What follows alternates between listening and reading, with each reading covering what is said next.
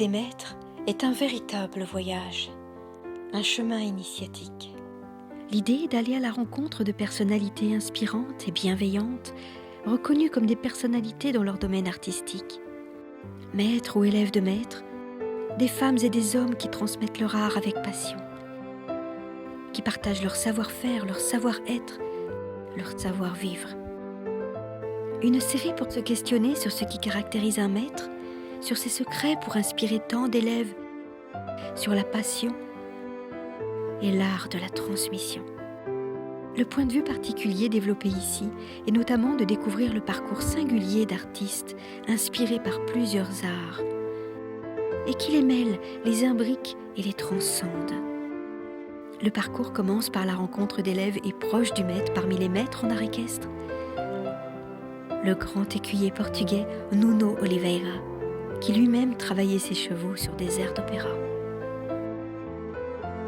Qu'il s'agisse d'art équestre avec Nuno Oliveira, considéré comme le plus grand écuyer de son siècle, ou de danse contemporaine avec Caroline Carlson, danseuse et chorégraphe de légende qui a révolutionné l'opéra de Paris, ou bien encore de dessin et de sculpture avec Jean-Louis Sauva, maître dans son domaine, qui a illustré les livres de Nuno Oliveira et créé les magnifiques sculptures du manège de Versailles utilisées par Bartabas pour son académie équestre.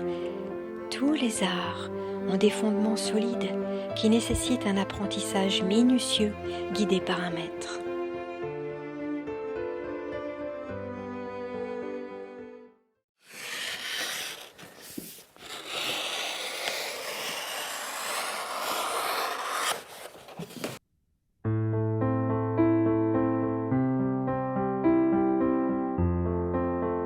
Je crois que dans tous les domaines, de toute façon, ce qu'il faut qu'on acquiert, c'est un espèce de tronc commun, le tronc commun qui serait qu'il faut apprendre à dessiner, apprendre à analyser, à composer, etc. Et puis après, pour déboucher sur se donner les armes pour ensuite faire des choses. Voilà. Mais cette espèce de tronc commun, celui qu'on retrouve effectivement en musique, où c'est le solfège. Enfin, la musique, je connais pas assez. Enfin, mais pour moi, c'est le solfège pour l'instant, le rythme, apprendre à lire la musique, à la comprendre et à la lire. Les bases de la création, l'explication, l'ABCD de chaque discipline. Et moi, je crois à ça. En 68, on a tout foutu en l'air, on a dit non, bon, tout ça c'est terminé. Maintenant, on fait les choses avec ses tripes. Enfin, il y a tout un mouvement qui est venu, où il fallait revenir à des choses naturelles, il fallait justement ne pas se laisser enfermer dans l'acquis, enfin dans tout ce qu'on avait pu nous apprendre. Pour le dessin, je parle particulièrement, où il fallait plus savoir dessiner, il fallait dessiner avec ses sensations, s'exprimer avec ses sensations, etc. Et il y a un retour terrible au dessin figuratif. Par des biais assez bizarres, mais qui n'étaient pas les nôtres, de ma génération par exemple. Il passe par la photo beaucoup, c'est-à-dire qu'il s'appuie beaucoup sur des documents photographiques pour créer, recréer des choses, des compositions et tout. Mais il y a des choses intéressantes, mais on voit qu'il y a cette espèce de plaisir de revenir au dessin narratif, et ils le font par un dessin qui est compréhensible, qui est sensible, qui est raisonné, et on sent que derrière il y a des bases qui reviennent, c'est-à-dire que les gars recommencent à être conscients que le dessin c'est quelque chose d'important dans la création.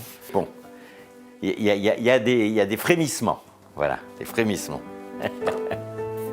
Pour moi, l'équitation, d'abord, mon maître, le commandant de Padirac, qui est en réalité vraiment mon professeur, mon maître, avec qui j'ai travaillé pendant plus de 20 ans. Lui, c'était un ancien écuyer du Cadre Noir. Et moi, quand je l'ai rencontré, j'avais un peu plus de 20 ans. Et là, tout à coup, j'ai vraiment... ça a été une claque, quoi. C'est-à-dire que jusque-là, j'avais reçu l'enseignement classique qu'on recevait dans les centres équestres, qui était directement issu de l'armée aussi, parce que c'était quand même dicté tout ça par les anciens militaires, les militaires et les anciens militaires. Mais lui s'était sorti de cette espèce d'éducation qu'ils avaient reçue.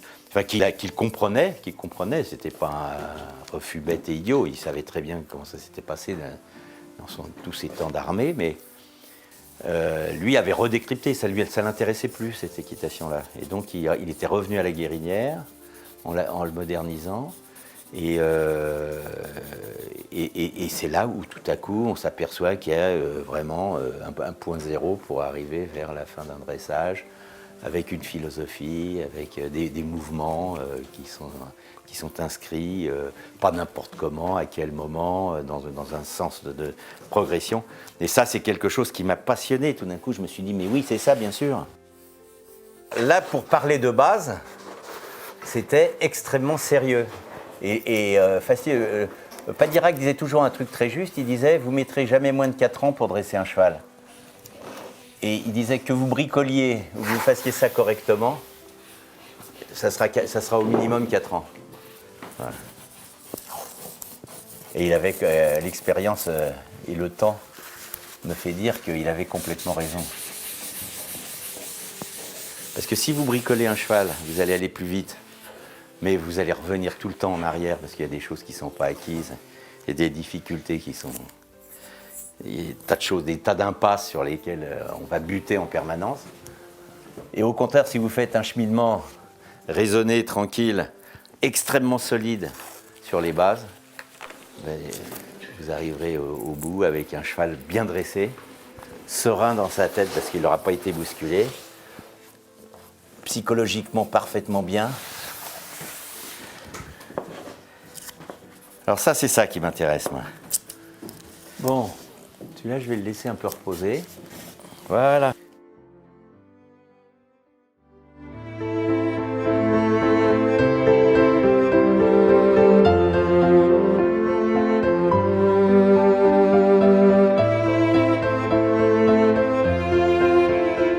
Moi, je me suis interrogé, je me suis dit, mais au fond, on va parler de tout ça. Et je me disais, c'est quoi la différence entre un professeur et un maître? Alors, je réfléchissais à ça, parce que j'ai eu des profs, j'ai eu des gens que je considère comme des maîtres. Et en fin de compte, la chose qui me frappe le plus, si je fais abstraction des enseignements techniques, des influences, etc., je me suis dit, tiens, les maîtres, ce sont ceux chez qui je suis allé. On ne va pas chez un prof, on ne va pas chez son professeur. On peut avoir des professeurs de lycée, d'université qui t'influencent, mais il y a quelque chose de l'intime quand même. Rentrer chez son maître, bon, ce qui m'a le plus frappé de ma vie, c'est la première fois que je suis allé chez Baccarat. Bon. Mais c'est valable pour d'autres. Et on va pas chez quelqu'un qu'on considère comme son maître, on rentre pas dans sa maison du tout comme on rentre dans la maison de... Je sais pas si tu as vécu ça. Bien sûr, bien sûr. Maître, c'est vrai, oui, effectivement, c'est quelqu'un qu'on est obligé qu'on admire.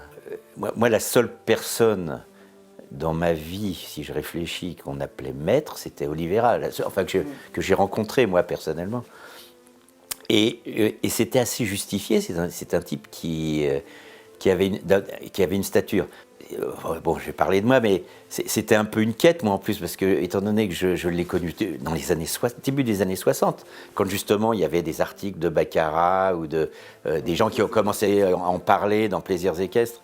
Moi, j'étais jeune cavalier et j'étais incapable, par les écrits, de savoir la valeur de quelqu'un. Mais par contre, il y avait des photos.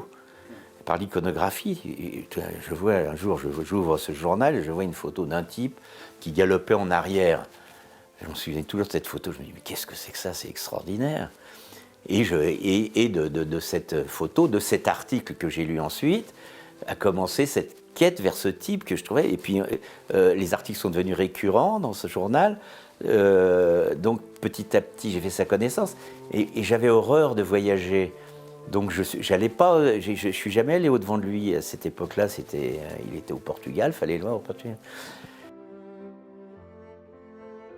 Et le jour où je l'ai rencontré, donc tardivement, puisque c'était 7 ans avant qu'il meure, où j'ai pratiqué avec lui, et là tout d'un coup j'ai vu l'énormité du truc, quoi.